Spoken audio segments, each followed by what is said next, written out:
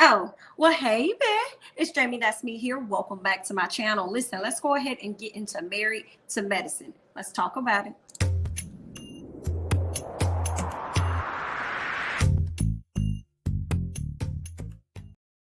Y'all, I am so glad. I am so glad this was the last episode for Married to Medicine. I am so glad the reunion is over with. The season is over with. It didn't give us a whole lot, but it gave us enough. So let's go ahead and talk about it. So the guys are sitting out there. Scott speaks on having the life coach. Scott's so full of shit. Hold on, y'all. Give me 1 second. Scott's so full of shit. He don't know what the hell. Okay, he over here saying one thing, then goes over here and say one thing. He got everybody else like this. Like, we just confused. 1 minute you got a therapist, 1 minute you got a male therapist, 1 minute you ain't got no therapist. Which one is it? He don't even know. Okay. He says that when he spoke on the therapist, he spoke on it in terms of just pretty much getting a reaction out of her. That's how I took it. She said she was going to therapy. He ain't had no therapist. He felt the need to throw out there, oh, yeah, I'm going to therapy too. I feel like Scott does SHI to get a reaction out of Contessa at times, all right? Anila's husband, he's sitting up there confused like the rest of America. It's so much stuff that's being said. He is so confused. And when Scott gives answers, he never gives clarity answers. He never does that. He sends us around the world in I, and we just, we just be spinning, child, because he ain't leading us nowhere. Okay.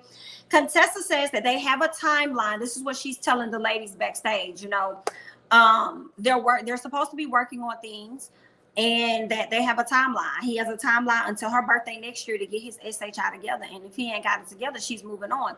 I don't blame her. If she wants to have a timeline, that's cool. Okay. I still feel like he has a brain injury. Something is going on in Scott that he is not listening to this woman when she is talking. Hell, he don't even listen to himself to really know about the lies that he be out here spewing. What else did we hear? Curtis says that everybody needs clarity.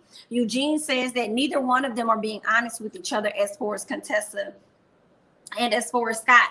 That could be true because they both have a different understanding, like Contessa said, a different understanding or different philosophy of marriage. Okay, they can't even remember, or at least Scott can't seem to remember some things. Like, it's just a whole lot, y'all. They just got me damn confused. I'm confused. I know y'all confused. Me trying to do this damn review is confusing. Like, I don't even know what to say, honestly, about Contessa and Scott. She does a lot of, I don't want to say contradictory things, but things just like having quiet speak for you, but then you not wanting to say your own part. But then when somebody else, like Anila's husband, Kiran, gets ready to speak on it, you say no, because I don't want you to deal with the wrath of Scott. And then it leaves me confused because I'm like, well, why is it that a man can't speak on it, but you would sit up here and let your girlfriend speak on it? You didn't care about the wrath of Scott when they were speaking on it, offering their viewpoints or asking questions or explaining your piece. But when it's time for Kiran, you're like, no, I don't want you to deal with the wrath of Scott. We all like, what the hell is the wrath of Scott? Scott feels like when he's backed into a corner, he feels the need to defend himself. That's the same thing that any other person would do too. Okay, any person that's backed into a corner will feel the need to defend themselves. So what do you mean? And then Scott is up there, girl, you acting as though I'm about to say something like I'm a physically and emotionally abusive person, and that's not what it is. And Contessa's like, yeah, you're right, And I'm just like, Contessa, see how you say things too is extremely confusing, just as confusing as it is for him. At some point, Simone tells them, listen, I think that you should have therapy individually and have a therapist together. In so many words, I think they do. They do not know how to communicate. And I don't understand that. I don't know. I just don't get it. Like, it's so much unclarity. And we went around the issue for at least 2 reunions discussing Scott and Contessa, and we haven't gotten anywhere because there's so much confusion. Okay. Scott talks about how he was just shocked about what they let Quad said. Okay, he knew that they had talked about it and they were having their issues and stuff, but the way Quad said it made it seem as though this was a new thing, like Contessa was going to go through with the divorce. That's why he was so confused about everything. Honey, just confusing. All right, they reflect back on the pandemic, reflect back on COVID and how hard it was for them being doctors. And to hear Eugene talk about how he saved a woman's life, trying to put the ventilator on her body, jumping across her body to make sure that, I guess he gets the ventilator on and stuff, and for her to die the next day, that right there made me feel really sad for him. I could hear it in his voice. He was getting a little choked up and was trying not to cry, even though he ended up crying. I really felt bad for him, and I feel bad for all of them, because I think that a lot of us don't understand just how much doctors have to go through. They have to show up for work for tons of hours. They have to be present for other people's family members, giving so much of their energy to these people. And when they get home, they really don't even have the energy for their own family. And that's what Eugene was talking about. So much so that the COVID really affected him, because it took him not having time for his family to a whole different level. Okay, so that was really tough to hear. And then hearing how Dr. Jackie said that women would give birth and they have to immediately take the child away from the mothers, and put them up so that, they don't catch the virus or anything. So it was just a whole lot going on. And I honestly don't think that is much easier now.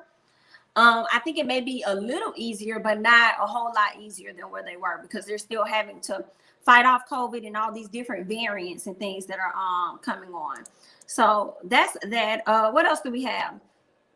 Speaking on Scott again and his life coach, everybody is damn confused. Kiran opens up and says his thoughts, but I appreciated Kiran saying, when Contessa was like, "Oh, I don't want you to have to deal with the wrath of Scott." He said, "Baby, you ain't got to worry about that." He said, "Because I can hold my own." I said, "Yes, Kiran. Yes, you better be able to hold your own against anybody, especially Scott, honey." And he just talked about how he was confused and how there's so many multiple different stories that are going on. And for me, like I said, they just got major communication issues, okay, and understandings of their situations when they're arguing or whatever. Like it's so much miscommunication in their the way they talk to each other, in their thought processes, in how they understand things. Like they need some deep therapy, okay? And I feel like it could have been rectified a long time ago had they got the therapy when Contessa wanted them to get it. So we shall see, child. It's a whole mess. Quad, okay? Once we get to like the end of the episode, what we see is everybody talking about where they are and stuff. When Andy gets the Quad, he asks Quad, like, how are you feeling? Like, do you feel like you got everything off your chest? Quad goes back to talking about how she was really hurt about what Toya had to say about her apartment that she don't even live in no more.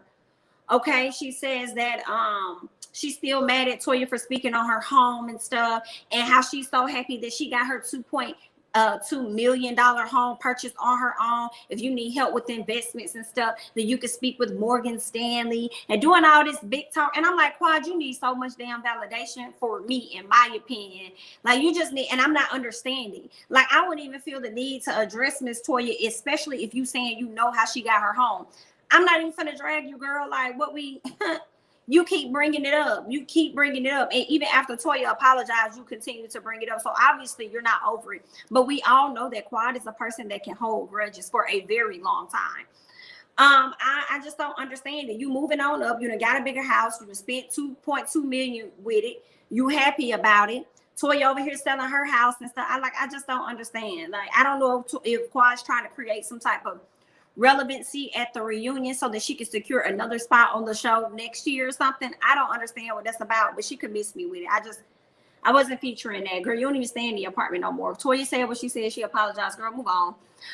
Contessa, she closes the show with saying that she loves Scott. She thinks Scott is the best thing in the world. I was like, you do? You sure? See, this is the shit that I be talking about. Like, it be sounding like contradictory a little bit. You know what I'm saying? Like, I'm so confused. And then talking about manifestations, and I just don't understand Contessa either. I don't understand her ass, and I don't understand Scott. He's the best person in the red world. You know, I love okay, it's one thing to love your husband, but he's not the best person in the world if you're having these type of issues with him. If you're catching him in lies like this. Him posting pictures of another woman that's doing his facial and then had the audacity to talk about how bad she was and how he wants her to be hired, but his wife not gonna hire her. I don't understand. Do y'all please explain it to me, because I'm confused. What else happened? She says that she's happy and she's hopeful that he will see that everyone is there to support him and support her, and she hopes that this is something that's going to help him to open up more.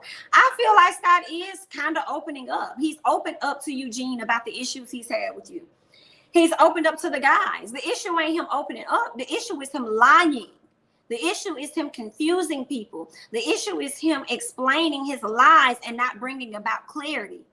Okay, so that's that. Simone and Jackie have decided that they are going to continue to work on their relationship. So hopefully all goes well.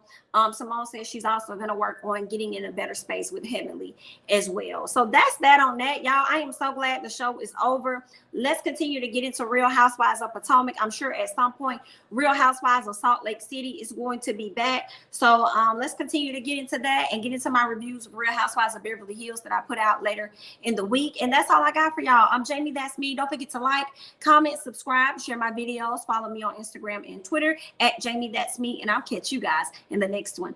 Bye-bye.